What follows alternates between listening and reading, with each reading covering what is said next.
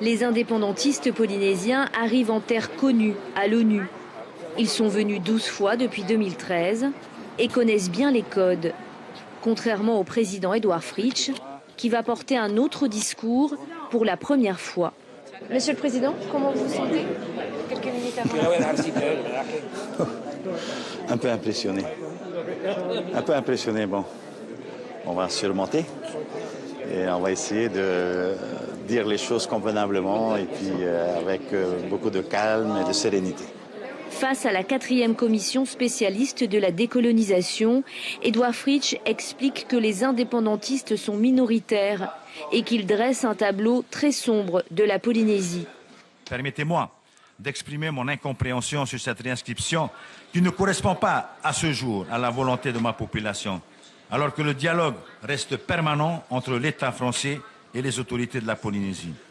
Nous ne ressentons pas l'utilité d'un arbitrage extérieur par votre organisation. J'ai tenté de démontrer que le dialogue avec l'État n'était pas interrompu et que donc je ne comprends pas, en tant que responsable politique, pourquoi cette réinscription sur la liste des pays non autonomes.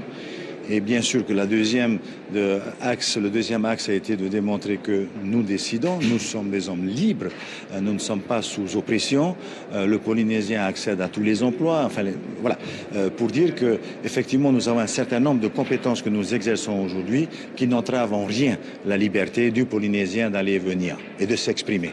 Côté indépendantiste, les conséquences sanitaires des essais nucléaires sont au centre des discours, avec un État français durement mis en accusation. La Polynésie est une poubelle nucléaire réalisée par la France dans nos îles empoisonnées, dans nos îles reçues par l'héritage de nos ancêtres, un cadeau béni de Dieu, mais complètement empoisonné par la France. Quand on décide d'utiliser tout un peuple comme cobaye pour les essais nucléaires, par exemple.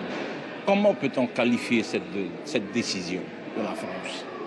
C'est pour ça que nous disons que c'est un crime contre l'humanité. Si lui accepte ça, c'est son problème.